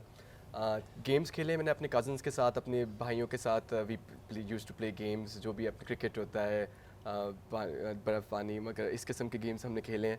लेकिन I was a very always a very studious sort of a person. कोई ऐसा शरारतें नहीं, कुछ नहीं? अच्छा, ये वजह तो नहीं है कि आपके जो वालिद हैं वो ज़ाहिर एजुकेशन फील्ड से हैं? वैसे आसिफ साहब तो हमें सख्त नहीं लगते बिल्कुल भी, या थे वो सख्त? नहीं, सख्त बिल्कुल भी नहीं थे। उन्होंने काफ़ी हमें एक स्पेस दी। आज उनकी बल्कि सालगिरह भी है, और इस तवस्सुस से मैं उनको हैप्पी बर्थडे विश बिल्कुल करना जी। चाहता आसिफ हूं। साहब हमारे तो ट्रांसमिशन में आते रहते हैं, हमारी निशिस्त पे आते रहते हैं। आज उनकी सालगिरह है। आसिफ साहब बहुत बहुत सालगिरह मुबारक हो, अल्लाह ताला आपको सेहत दे, ज़िंदगी दे, और आप इसी तरह काम करते रहे। तो कभी आसिफ साहब ने पिटाई नहीं लगाई आप? नहीं, कभी भी नहीं, कभी भी नहीं। पक्की उन्होंने बात कभी है हमें हसन। समझाया, उनको हमेशा उन्होंने हमें समझाया कि किस तरीके से क्या अच्छी चीज़ है, क्या अच्छाई है, क्या बुराई है, उन्होंने दिखाया, और फिर हमें अपने तरीके से लाइफ। तो हसन, ऐसा कैसे हो सकता है कि बचपन में किसी बच्चे ने शरारतें ना की हो, कभी किसी की बैल बजा के नहीं भागे, कभी कुछ नहीं किया, या पकड़े जाते थे? ऐसा कैसे हो सकता है? देखिए, बस एज अ एल्डेस्ट वन, एक हमेशा से जिम्मेदारी, हमेशा रिस्पॉन्सिबिलिटी मेरे ऊपर थी, और बस लेके चलना अपने भाइयों को, सब चीज़ों को तो लेके आप चलना। सबसे बड़े हैं? मैं सबसे बड़ा तो हूँ। उसके बाद कितने आपके बहन भाई हैं? 2 भाई और हैं मेरे। 2 भाई और जी, हैं। जी, जी, जी। तो आपने कभी इस चीज़ का फ़ायदा लिया कि मैं बड़ा भाई हूँ तो सारे काम वाम करा लूँ, ले आए चाय ले आए जी? तो कभी कोई ऐसा किया कि भाइयों से काम वाम भी करा लूं? करवाता तो हूँ मैं, मतलब अभी तक करवाते हैं? कभी कभी जब मेरी थोड़ी इंगेजमेंट बढ़ जाती है तो मैं उनको बोलता हूँ कि थोड़ा सा मेरे लिए कवर करें और मेरे लिए काम करें थोड़ा सा, तो वो सब कर लेते हैं। अच्छी हमारी बॉन्डिंग है आपस में, तो इट्स गुड। तो ये नहीं हुआ कि कभी कोई आपने ज़्यादा ही फ़ायदे ले लिए हो कि भाइयों ने बोला भाई बड़े होने के कुछ ज़्यादा ही फ़ायदे ले लिए आपने? नहीं, ऐसा नहीं है। They respect me a lot as well. ठीक है, उनकी एक अपनी एक बड़े भाइयों ने की, एक उन्होंने काफ़ी मुझे रिस्पेक्ट करते हैं, और काफ़ी मुझे जो ना वो करते, एक हमेशा मेरे इज्जत पाते चलें, ये अच्छी बात है कि जी बड़े भाई की इज्जत तो करनी चाहिए, लेकिन बचपन और शरारतें ना हो ना, तो ये मैं बड़ा कॉन्शियस हो जाता हूँ कि कैसे नहीं है। मदिया, आप कितनी शरारती थी बचपन में? करती थी आप शरारतें या नहीं हाँ, करती? मैं बहुत शरारती थी। अच्छा, शरारतें करती थी। क्या शरारतें करती थी आप?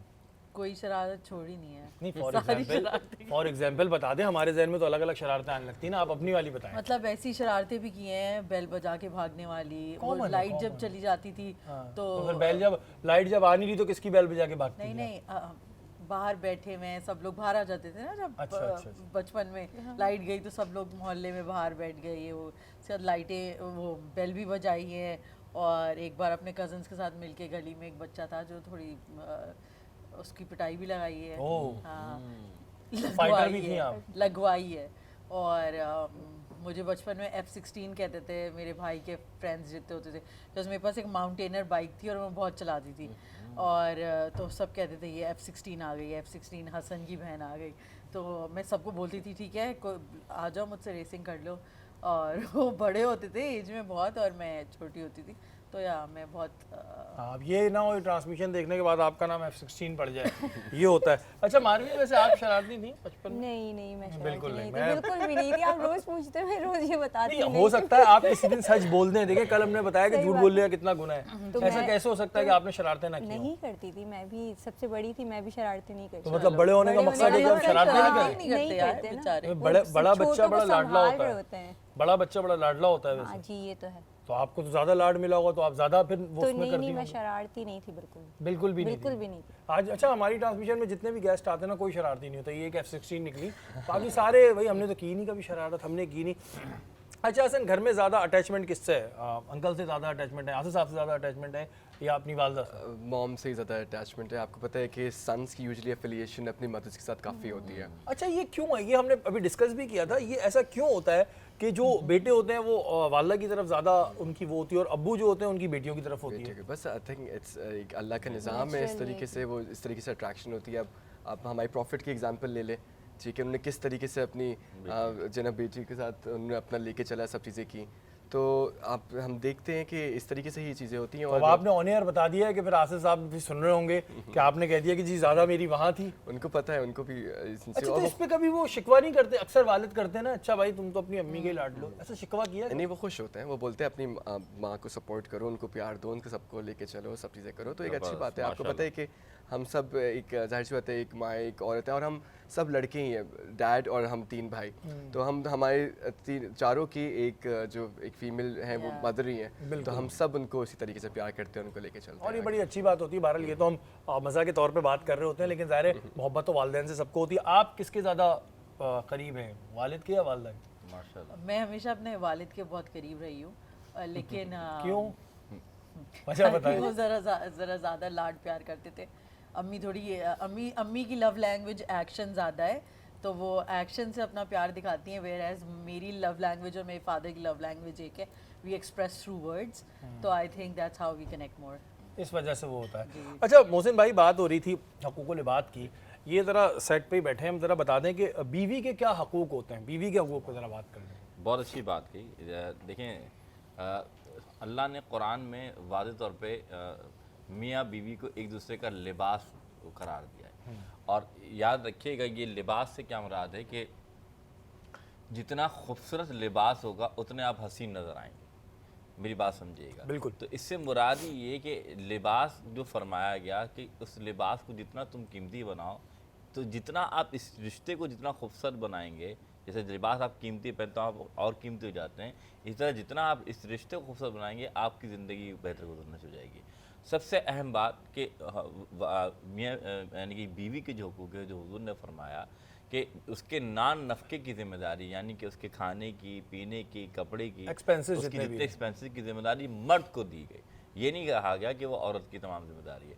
और इसके साथ साथ एक और बात मैं आपको वादा करना चाहूँ कि अल्लाह के रसूल ने जो फरमाया कि जो शौहर है उसके हकूक़ में से ये हक़ है कि वो अपनी बीवी को जो नान नफ़क़ा दे रहा है, साथ साथ उसकी समाजी और दीनी दोनों हकूक़ का ख्याल रखें। हमारे आजकल सबसे बड़ा फुक़दान जो समझाना चाहता हूँ कि हम खाने के बारे में पूछते हैं कि खाना कितना अच्छा बना है, लेकिन ये नहीं पूछते 5 वक्त की नमाज़ पढ़ी कि नहीं पढ़ी।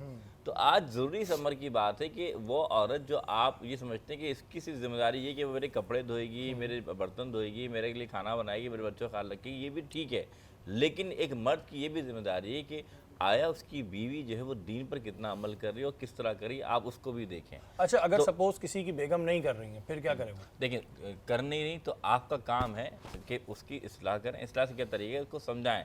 जिस तरह वो खाना नहीं बनाती तब भी तो आप तंबी करते हैं या प्यार से समझाते हैं, तो कोशिश तो ये कीजिए कि प्यार से ही समझाया जाए। नहीं, वो इस्लाह से भी नहीं समझ रही, फिर देखिए फिर उनके बड़ों में से किसी को बिठाया जाए ताकि। और सबसे बड़ी बात कि देखें, जब आप दीनी बातें करते हैं, अच्छी बातें करते हैं, ह्यूमन नेचर है कि चाहे इंसान कोई औरत हो या मर्द हो, उसका एक्सेप्ट करता है, टाइम लगता लेकिन है। मोहसिन भाई देखें, आजकल अगर हम माशरे में देखते हुए बात करें तो बहुत सी ऐसे भी लोग होते हैं, चाहे वो मर्द हों या औरतें हों, जो किसी तो औरत पे आपकी बात किसी सूरत पे सुनने को तैयार नहीं होते। बिल्कुल। ऐसी सूरत में क्या करें? देखिए, अब आपने ये बात है कि ये मर्द पर भी मैं रख रहा हूँ और बिल्कुल बिल्कुल। अब इसका सबसे बेहतरीन तरीका ये है कि आप ऐसे लोगों को ढूंढें, फिर मैं कहूँगा, जिनकी वो बात सुनते हैं। ऐसा नहीं होगा कि कोई भी इंसान किसी की बात न सुनो, या तो माँ होंगे या वालिद होंगे या भाई होंगे या बहन होंगे।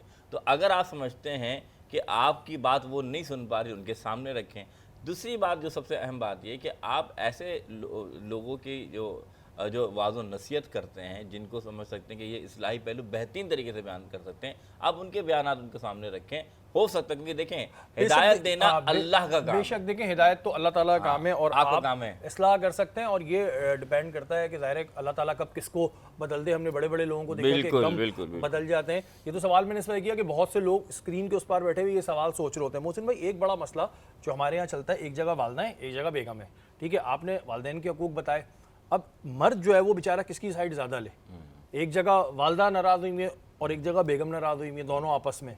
ऐसी सूरत हाल में मर्द किसकी साइड ले? देखिए, साइड से मुराद ये कि जो हक की बात है ना, उसकी वो साइड लेगा, लेकिन माँ और या बाप हो, उनसे जो बात करेगा उनसे बदतमीज़ी नहीं करे। मिसाल तौर, अगर माँ बाप आप जानते हैं कि मेरी बीवी हक पर है और मेरे माँ बाप हक पर नहीं है, तो आप उनको प्यार और मोहब्बत से समझाएंगे ही, भले वो आपको वो कहेंगे नहीं हम हक पर हैं और हम बात ठीक कर रहे हैं, लेकिन उनसे कोई इस तरह की गुफ्तगू या इस तरह की नहीं कि जिससे उनको बदतमीज़ी का पहलू निकल जाए या गुस्ताखी का पहलू निकल अच्छा, जाए। इससे भी कुछ पॉइंट्स जुड़ते हैं, वालिदैन के हवाले से भी जुड़ते हैं, लेकिन क्योंकि यहाँ पे वक्त ब्रेक का हो गया है, ब्रेक के बाद भी हम इसको डिस्कस करेंगे क्योंकि ये कुछ ऐसे मसाइल हैं जिस पर लोग आकर बहुत कंफ्यूज हो जाते हैं। ये हर घर में तकरीबन ऑलमोस्ट कहीं ना कहीं हमें ऐसी चीज़ें नज़र आती हैं, हर घर में तो नहीं कहूँगा लेकिन काफ़ी जगहों पर हमें ये चीज़ें नज़र आती हैं। मेहमान हमारे यहाँ पर मौजूद हैं। मदिया, आपसे जो एक सवाल ये बनता है कि हमारे यहाँ बहुत से लोग फैशन डिज़ाइनिंग को पढ़ते हैं, क्योंकि आपने भी पढ़ी है। बहुत से लोग इसको ये कहते हैं कि ये एक सेंस के ऊपर डिपेंड करता है। तो जो लोग पढ़ के आते हैं और जो लोग कहते हैं कि जी हम तो सेंस से ड्रेस डिज़ाइन करते हैं, ये तो सिर्फ एक फैशन सेंस होता है, इसमें क्या फ़र्क होता है या ठीक है सेंस से भी डिज़ाइन कर सकते हैं? नहीं, ये तो आपके अंदर अगर आपकी एस्थेटिक्स अच्छी हैं, एक टेलर है वो स्टिच कर सकता है, ऑल्टर कर सकता है, रिपेयर कर सकता है, बट एक डिज़ाइनर है जो पूरी क्वालिफ़िकेशन के साथ आया है, वो एक रूल ऑफ डिज़ाइन के मुताबिक चीज़ को डिज़ाइन करेगा, उन रूल्स को फॉलो करेगा। सो इफ़ दे कंबाइन एक डिज़ाइनर के अंदर उनकी टीम में टेलर्स हों, इस तरह हो, तो they can become a very good team and work together. अच्छा, कि ये बहुत कोई इजी चीज़ है क्योंकि डिज़ाइनिंग एक बहुत मुश्किल काम है डेफिनेटली। हमारे यहाँ हमने देखा है कि बहुत से लोग डिज़ाइनर बने हुए होते हैं। जब हम उन्हें उनकी जानते हैं कि भाई इन्होंने ना कभी कोई फैशन डिज़ाइनिंग के हवाले से पढ़ा, बट वो अपने नाम के साथ डिज़ाइनर लगा लेते हैं, तो क्या ये बहुत कोई ईजी चीज़ है कि जो चाहे वो डिज़ाइनर बन के खड़ा हो जाए? नहीं, इसका तो I think I am sure जो लोग पहनने वाले हैं उनको समझ आ जाता है। अगर आप एक कुर्ता एक दो कुर्ते लें और एक आपको पहन के पता चल जाएगा कि वो पैटर्न जो है किसी डिज़ाइनर ने बनाया हुआ है वो पैटर्न, या फिर वो किसी somebody who is not qualified। तो वो एक्सपीरियंस से आता है। आई एम श्योर कि टेलर्स के पास एक्सपीरियंस होता है, लेकिन एजुकेशन के साथ एक्सपीरियंस हो तो फिर तो it's cherry on the top. और जहाँ तक आप बात ये एजुकेशन वाली ये बात कर रहे हैं, तो education it's a proper degree.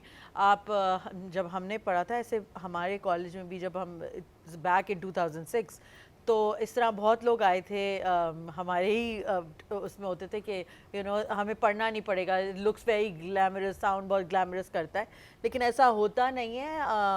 हमारे स्लीपलेस नाइट्स है, हमें पैटर्न मेकिंग करनी होती है, सोइंग होती है, इलिस्ट्रेशन होती है, हिस्ट्री ऑफ आर्ट होता है। तो ये सारा कुछ आप पढ़ने के बाद it's a 4-year degree proper, और जिस तरीके से होती है, देन आप you don't graduate until you do a thesis, जिसके अंदर हम आपको खुद कोट प्रॉपर कोट सूटिंग जो होती है उसको स्टिच करना होता है, पैटर्न बना के उसको कट करके खुद स्टिच करके अपनी थीसिस डिस्प्ले करना होता है। तो आपको ये सब चीज़ें खुद आनी चाहिए। सो इट्स अ प्रॉपर बिल्कुल जी, क्योंकि ये सवाल इस वजह से मैंने किया कि मुझे तो पता था, लेकिन ये सवाल इस वजह किया कि बहुत से लोग समझते हैं कि जी कुछ फील्ड्स ऐसी हैं जो बहुत ईजी है कि कोई भी कर लेगा। नहीं, ऐसा नहीं होता। जो बंदा जिस फील्ड में होता है उससे पता होता है, और उसके बाद जब वो एक एक्सपीरियंस लेता है, एक थ्योरी भी लेता है, उसके बाद प्रैक्टिकल भी लेता है, देन वो जाके डिज़ाइनर बनता है। हमारे यहाँ तो बहुत सारे लोगों ने नाम किया डिज़ाइनर लगाया हुआ है, तो जिसकी मर्जी आती है वो डिज़ाइनर बन जाता है। हसन, यही सवाल आपसे कंटिन्यू करूँगा। अगर हम देखते हैं स्कूल्स को लोगों ने बिज़नेस बना लिया, इसमें कोई बुराई नहीं, ठीक है, बिज़नेस है, ब्रेड एंड बटर है, फेयर इनफ, यहाँ तक तो ठीक है। लेकिन कुछ लोग ऐसे हैं जो बिल्कुल ही नॉन प्रोफेशन है, जिनके पास पैसा है, जिनको हम इन्वेस्टर कहेंगे, उन्होंने भी स्कूल्स खोल लिए, कुछ फ्रेंचाइज ले ली।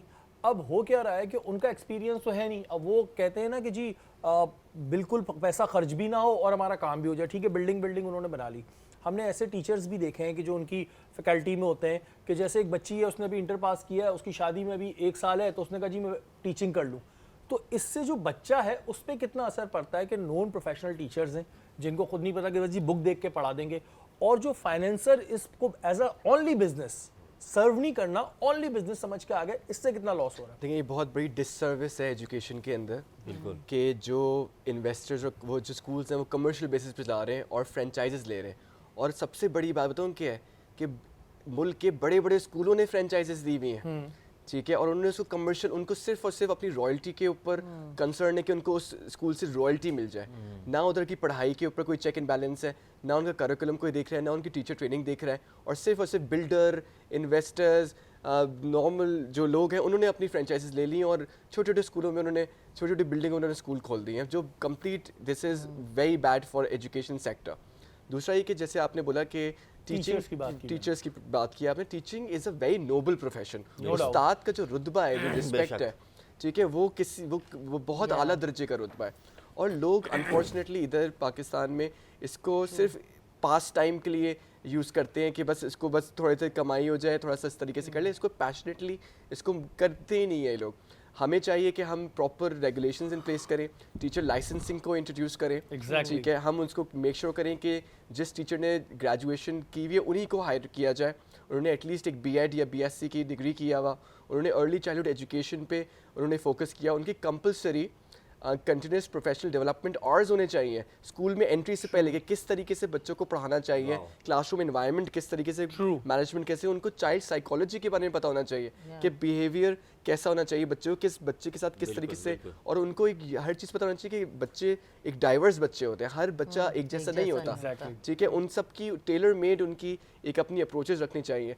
तो हमें बहुत काम करने की ज़रूरत है। अनफॉर्चुनेटली इस प्रोफेशन को सिर्फ इस तरीके से यूज़ करते हैं टीचर्स के, बस थोड़े से पैसे कमा लिए, बस थोड़ी देर के लिए ऐसे, फिर उनकी शादी हो जिनसे जाती किसी है। से पूछो तो कहता है जी पार्ट टाइम हम टीचिंग करते हैं। तो पार्ट टाइम क्या होता है? Part time it's a full time job, और इसकी जिम्मेदारी बहुत है। एज ए टीचर आपकी बहुत बड़ी जिम्मेदारी है कि आप बच्चों को नर्चर कर रहे हैं, उनको ग्रो कर रहे हैं, उनकी डेवलपमेंट, उनको शेप कर रहे हैं, उनकी फ्यूचर आप उनकी जितना डेवलप कर रहे हैं। और as an Ustad, as an educationist, मुझे आप यकीन करें इतनी बड़ी जिम्मेदारी लगती है ये कि अल्लाह ने मुझे जिम्मेदारी दी है इतने हज़ारों बच्चों के लिए, और मैं दिन और रात मुझे सिर्फ यही होता है कि किस तरीके से उन बच्चों की मैं स्टूडेंट एक्सपीरियंस और एकेडमिक एक्सपीरियंस को इन्हांस कर सकूं। और ये चीज़ जो होती है ना, देखिए उस्ताद का रुतबा जो है वो तो ज़ाहिर है हम सबको ही पता है, वालिदैन के बराबर उस्ताद का रुतबा होता है। तो अल्लाह मियाँ ने ऐसी रुतबा नहीं दे दिया कि भाई कोई भी है कि रुतबा दे दो। अगर उस रुतबे को दिया है तो उस रुतबे को समझें। मैंने ये सवाल किया, मैंने काफ़ी स्कूल्स देखे हैं जहाँ पर बच्चियाँ छोटी छोटी होती हैं, वो टीचर्स लगी हैं। मैं इसके अगेंस्ट नहीं हूँ, लेकिन वो सिर्फ अपना टाइम पास कर रही होती हैं, जी हम 4 घंटे जाएंगे करके आ जाएंगे बस, ठीक है। तो ज़ाहिर है उनका फोकस वो उस तरह नहीं है, उनका विजन वो नहीं है। जब उनका विजन वो नहीं है तो फिर ऐसे स्कूल्स को मैं कहता हूँ कि जैसे हसन ने कहा कि एक लाइसेंस होना चाहिए, जिसके पास वो लाइसेंस होगा, और जो लाइसेंस देने वाले हों वो भी कोई ईमानदार दयानतदार बैठे हों। ये भी नहीं कि वो लाइसेंस बांटते रहे, जैसे हमारे यहाँ फार्मेसीज के लाइसेंस बढ़ते रहते हैं ना, ये भी ना हो। ये बहुत एक इंपॉर्टेंट चीज़ है। मोहसिन भाई, उस वक्त हम दस्तरखान पर ही बात कर रहे थे कि वालदा और बेगम जो भी होती हैं, जिनके बीच में अक्सर नाचाकियाँ हम कुछ घरों में सुनते हैं, ऐसी सूरत हाल में आपने कहा कि जी बैलेंस रहें और जो हक़ पर हो उसका साथ दें। लेकिन कई दफ़ा दोनों तरफ से ऐसा प्रेशर होता है कि जी दोनों ही लग रहा होता है हक़ पे है, तो ऐसी सूरत हाल में मर्द क्या करे? देखिए, फिर मैं कहूँगा इस वक्त तो टॉलरेंस जिसे कहते हैं ना कि आपको क़ुव्वत बर्दाश्त रखते हुए, मैं फिर आपसे कहूँगा माँ बाप के सामने ना ऊँची आवाज़ करनी, ना उनसे कोई बदतमीज़ी का फ़ेल करना है, और आप जानते भी हैं कि वो गलत हैं तब भी। अब इसकी मिसाल देख लें कि सहाबा कराम में हज़रत अली की वालदा जो थी वो कलमा यानी कि ईमान नहीं लाई थी, लेकिन जब सहाबी हज़रत ईमान लिया है तो वो जब घर जाते तब उनकी वालदा उनको इस्लाम के ख़िलाफ़ कोई बात करती हैं तो हुज़ूर सल्लल्लाहु अलैहि वसल्लम वो गए, या रसूलल्लाह मैं क्या करूँ? तब भी हुज़ूर ने फरमाया कि तुम अपनी माँ से बदतमीज़ी मत करना। अब आप ये सोचिए कि माँ और बाप का रुतबा इतना बुलंद है कि अगर वो नाहक बात कर रहे हैं और आपके ख़िलाफ़ भी हैं, उनसे बदतमीज़ी ना की जाएगी। हाँ, उनसे ये ज़रूर कहा जाएगा कि आप जो बात कर रहे हैं वो बिल्कुल काबिल कबूल नहीं है, लेकिन उनके बात करने आपके बात करने का ज़ाविया ऐसा ना हो कि उनकी गुस्ताखी हो रही है। ये बिल्कुल अच्छा क्लियर बात है। मोहसिन भाई, कुछ जगहों पे ऐसा होता है कि कुछ वालिद हजरात होते हैं जो वालदा के ऊपर तशद्दुद करते हैं। ऐसी सूरत हाल में बेटा अगर है तो वो क्या करे, ये सवाल है। और अभी थोड़ी देर में अज़ान फ़जर होने वाली है, बहुत ही अहम वक्त होता है, बहुत ही कीमती वक्त होता है। इसमें ज़्यादा से ज़्यादा दुआएं कीजिए हमारे लिए, अपने लिए, ना जाने किसकी दुआ जो है वो कबूल हो जाए। इस वक्त आप हमारे साइट पे देख रहे हैं कि पामोलिव यहाँ पर मौजूद है, एक वेल नोन ब्रांड है। और अगर हम बात करें पर्सनल केयर प्रोडक्ट्स की तो इनके पास एक काफ़ी बड़ी रेंज है, जिसमें soap, shampoo, hand wash, body wash, hand sanitiser शामिल है। इसकी ख़ास बात यह है कि इनके जितने भी प्रोडक्ट हैं वो 100% नेचुरल एक्सट्रैक्ट से बने हुए होते हैं, जो आपकी स्किन को मॉइस्चराइज तो करता है लेकिन साथ में डल भी नहीं होने देता। तो बिल्कुल जी इस्तेमाल कीजिए और अपनी स्किन को खिला खिला रखिए। मोहसिन भाई, ब्रेक पे जाने से पहले मैंने आपसे एक सवाल किया था, उसको मैं दोबारा दोहरा दूं जिन्होंने अभी ज्वाइन किया है, कि एक सिचुएशन अगर ऐसी हो कि वालिद वालदा पर हाथ उठाते हों और बुरी तरह तशद्दुद का निशाना बनाते हों, तो ऐसे वक्त में बेटे का क्या फ़र्ज़ बनता है कि वो अपने बाप को किस तरह रोके? अच्छा, सबसे पहली बात कि वो उनके ऊपर नाजुबिल्ला हाथ उठाना शुरू कर देगा, या उनके जो है कोई इस तरह की हरकत नहीं करेगा कि उनको कोई नुकसान पहुंचाए। हाँ ये ज़रूर कि अपनी माँ को बचाएगा, उनके ज़ोर बाजू को रोकेगा, यानी कि डिफेंडिंग वाला पोजीशन होनी चाहिए, ना कि उनके साथ लड़ाई झगड़े का पहलू नजर आए। मिसाल तौर पर अगर वो हाथ उठा रहे हैं तो उनके हाथ को वो रोक सकता है, पकड़ सकता है, लेकिन उसका बदल ये नहीं होगा कि नाउज़ुबिल्लाह वो उन पर हाथ उठा दे या उनके साथ कोई ऐसी ज़ाती पेश करे। अपने माँ की डिफेंड के लिए, उन्हें बचाने के लिए वो अपनी माँ की हिफाजत कर सकता है, ताकि जो चोट लगे या कोई बात हो वो बेटा बर्दाश्त कर ले, ना कि माँ के ऊपर कुछ ज़्यादती हो जाए। ये एक शरई तौर पे हुक्म जो है वो यही है कि वो बाप के साथ ऐसी ज़्यादती नहीं करेगा, भले बाप ज़्यादती कर रहा है लेकिन उसे रोक सकता है, माँ की हिफाजत कर सकता है। और फिर फ़ुक़हा ने ये भी फरमाया है कि वो जो वालिद है वो जो उसके अज़ीज़ व अक़ारिब हैं, जो कि बड़े हैं या फिर जो मुफ्तियान कराम हैं, उनसे रब्ता करके अपने बाप की इस्लाह करवाए या उनसे बात कराए कि ये चीज़ है इस तरीके। मोहसिन भाई, ऐसी सूरत हाल में चलें वो कोशिश करे जी जी कि अपने वालिद के बाजू को रोके, हाँ। हाथ ना उठाए, ये बात तो ठीक है, लेकिन क्या वो अपने वालिद के ख़िलाफ़ कानूनी कार्रवाई कर सकता है अगर उसके वालिद ने उसकी वालदा को ऐसा ज़दोकोब किया है कि उसे कोई नुकसान हुआ है? तो क्या इस्लाम उसे कानूनी कार्रवाई जो कानून में है मौजूद इजाज़त देता है? बिल्कुल कर सकता है। कानून से मुराद ये कि वो पहले, लेकिन स्टेप हैं इसके। पहला स्टेप क्या है कि सबसे पहले वो अपने जो अज़ीज़ व अक़ारिब हैं, जो उस बाप के अज़ीज़ व अक़ारिब हैं, जो उसके बड़े हैं, पहले उनसे बात करे कि ये मामला है। फिर भी वो ज़ाती से बात नहीं आता तो फिर उलमा या मुफ्तियान कराम से बात की जाए कि ये मेरे माँ बाप के साथ, इसलिए ये मेरी माँ के साथ ऐसा ज़्यादती कर रहा है। इस्लामी शरीक कवानीन के तहत जो इस्लामी जस्टिस होते हैं उनसे बात की जाएगी। फिर आखिर में होगा कि वो कानून का सहारा ले और ये रिपोर्ट, जिसे हम रिपोर्ट कहते हैं, क्योंकि माँ की हलाकत का मसला है या इसी तरह की माँ की साथ ज़्यादती का मसला है, कर दिया। हाँ, तो उस सूरत में फिर वो कानून के पास जा सकता है कि मेरी माँ, क्योंकि एक इंसान की कत्ल पूरी इंसानियत का कत्ल है, चाहे वो माँ हो या बेटी हो, कोई भी। तो इसी तरीके से अगर उसकी माँ को ऐसी जान का ख़तरा है और उसे लगता है कि अगर मैंने यह ना किया तो मेरी माँ की ज़िंदगी ख़तरे पड़ सकती है, तो बिल्कुल रिपोर्ट करा सकता है, लेकिन कैटेगरी मैंने आपको बता दी। ठीक है। अच्छा, अक्सर हम ये सवाल हम भी करते हैं दस्तरखान पे, लेकिन हम तो तंज़ो मज़ा में करते हैं कि भाई ज़्यादा फेवरेट कौन है? वालदैन के हकूक़ आपने बताए, वो ज़ाहिर है सब ने सुना। वालदैन के कुछ हकूक़ हैं औलाद के लिए, क्योंकि अक्सर जगह पर हम ये सुनते हैं, मैं ये तो दावा नहीं कर सकता कि भाई माँ बाप जो है सब बच्चों को अलग अलग प्यार करते होंगे, लेकिन ये चीज़ हम सुनते हैं कि इस बच्चे से ज़्यादा लगाव है क्योंकि ये पहलोटी का है, अक्सर वर्ड ही आते हैं, या ये छोटा है तो इससे ज़्यादा लगाव है।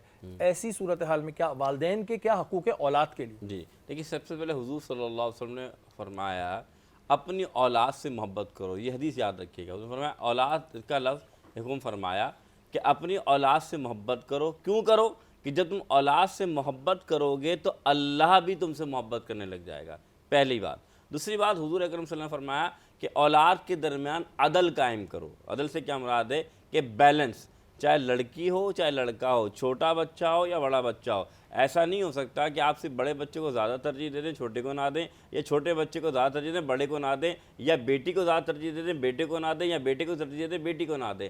सबके साथ हुक्म ये कि म्याना रवि रखा जाएगा। इसकी मैं मिसाल देता हूँ कि अल्लाह के रसूल सल्लल्लाहु अलैहि वसल्लम तशरीफ़ फरमाएँ, एक साहबी रसूल सल्लल्लाहु अलैहि वसल्लम बैठे हुए हुजूर की गुफ्तगू समाअत फरमा रहे हैं। इतने में उनका बेटा आता है तो वो साहबी रसूल अपने बेटे को पकड़ कर बोसा दे के अपने दुदानों पर बिठा लेते हैं। फिर उनकी एक छोटी बेटी आती है, फिर उसे भी पकड़ते हैं, लेकिन उसे सिर्फ बिठाते हैं, बोसा नहीं देते।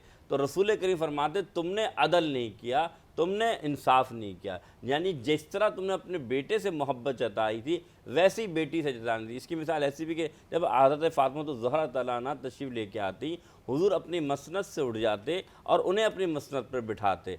तो हुजूर ने बताया, चाहे बेटा हो या बेटी हो, तमाम के साथ म्याना रवि रखनी, अदल इंसाफ के साथ। ये नहीं होगा कि बेटे को कोई एक फेवरेट हो। अच्छा, हाँ।